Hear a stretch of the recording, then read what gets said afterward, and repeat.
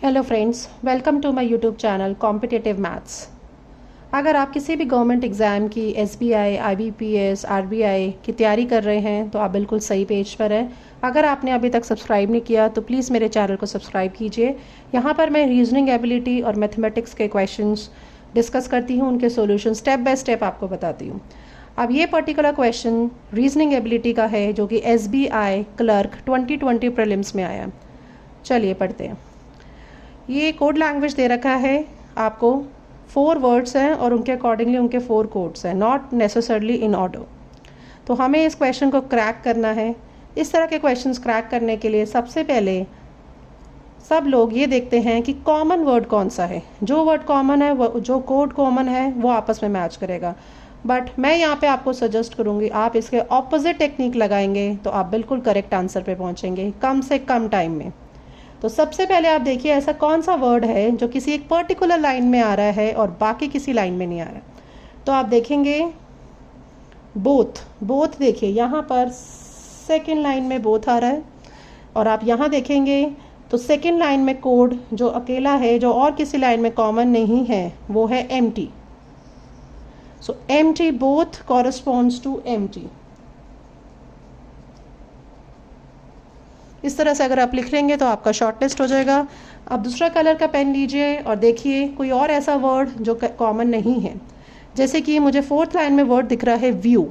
तो जब आप व्यू देखेंगे, व्यू को सर्कल करिए और कोड देखिए उसका जो कि कॉमन नहीं है, तो दैट इज SQ। व्यू देखिए आप, व्यू आपको सेकेंड लास्ट और लास्ट लाइन पे मिलेगा। व्यू यहाँ भी है और आप देखेंगे SQ भी यहाँ पर है, और कोई भी ऐसा कोड इन दोनों में कॉमन नहीं है। तो इसका मतलब हमें व्यू का भी कोड लैंग्वेज मिल गया। View is SQ। सिमिलरली और देखिए आप कोई ऐसा वर्ड जो कॉमन नहीं है। I can find area in the last line, so let's circle the area. और ऐसा कोई कोड जो सिर्फ लास्ट लाइन में हो और बाकी फर्स्ट 3 लाइन्स में नहीं हो, वो है TM। So let's circle TM। So area corresponds to TM। इसके अलावा और कोई वर्ड जो आपको कहीं और नहीं मिल रहा, जैसे कि I can find out make. So let's circle the word make. आप इस लाइन में देखिए ऐसा कोई कोड जो और किसी लाइन में आपको नहीं दिखेगा।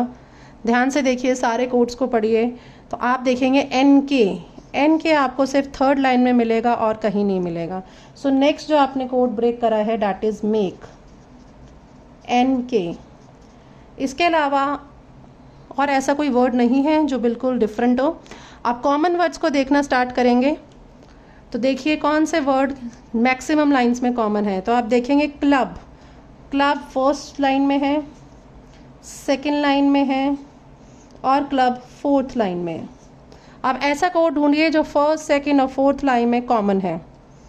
आप देखेंगे OX यहाँ भी है, यहाँ भी है और यहाँ भी है। तो हो सकता है क्लब का कोड OX है। इसके अलावा अगर आप कोड में देखेंगे तो आप OT भी देखेंगे कॉमन है। OT ये first line, second line, again 4th line. तो क्लब OX या OT में से हो सकता है। एक और ऐसा फिर वर्ड यहाँ भी होना चाहिए जो कॉमन होगा क्लब के साथ। आप ध्यान से देखिए, near first line, second line, 4th line. So near और क्लब तीनों लाइंस में कॉमन है और इनके साथ कॉमन कोड है OX और OT। तो क्लब और नियर, इनके दोनों में से OX या OT, ये हमें क्लियर अभी नहीं हो पाएगा कि क्लब OX है या नियर OT है। इसी तरह से आप देखेंगे लोकेटेड वर्ड देखिए कहाँ है, फर्स्ट लाइन में दिखेगा आपको। फर्स्ट लाइन मैंने सर्कल कर लिया लोकेटेड, और आपको लोकेटेड दिखेगा 3rd लाइन में। तो ऐसा कोई कोड जो फर्स्ट और 3rd लाइन में कॉमन है, आप देखेंगे OL एंड GP, दोनों ही देखिए आप, OL और GP दोनों ही कॉमन है फर्स्ट और 3rd लाइन में। तो लोकेटेड के साथ हाउस, ये देखिए हाउस, येलो कलर से मैं कलर कर रही हूँ लोकेटेड और हाउस को। तो लोकेटेड और हाउस OL और GP में से कोई कोड हो सकता है, तो उसको हम यहाँ लिख देते हैं। येलो से शायद आपको दिख नहीं रहा, तो मैं आपको किसी और कलर पेन से लिख के दिखाती हूँ, रेड से लिख के दिखाती हूँ। सो लोकेटेड और हाउस, ये कॉमन है और इनके दोनों कोड वर्ड है OL and GP, OL GP। चलिए अब हम क्वेश्चंस को सॉल्व करना स्टार्ट करते हैं। First question is what is the code word for both.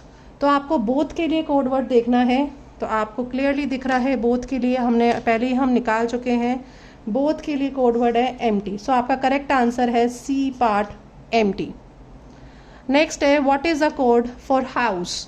House के लिए आप देखिए हमने यहाँ पे दो चॉइसेस हैं, लोकेटेड और हाउस के लिए, OL या फिर GP। तो हमारा आंसर OL और GP में से कुछ भी हो सकता है। फर्स्ट ऑप्शन है OL, थर्ड ऑप्शन है GP, बट आप यहाँ पे फोर्थ पार्ट पे ध्यान दीजिए, ईदर A और C। तो यहाँ तो OL या GP, सो करेक्ट आंसर है D, ईदर A और C। नेक्स्ट क्वेश्चन देखिए, the code NK stands for. NK हम ऑलरेडी देख चुके हैं, NK ये देखिए, NK is for make, so code NK stands for make which is option number A। Next, what may be the possible code for both house.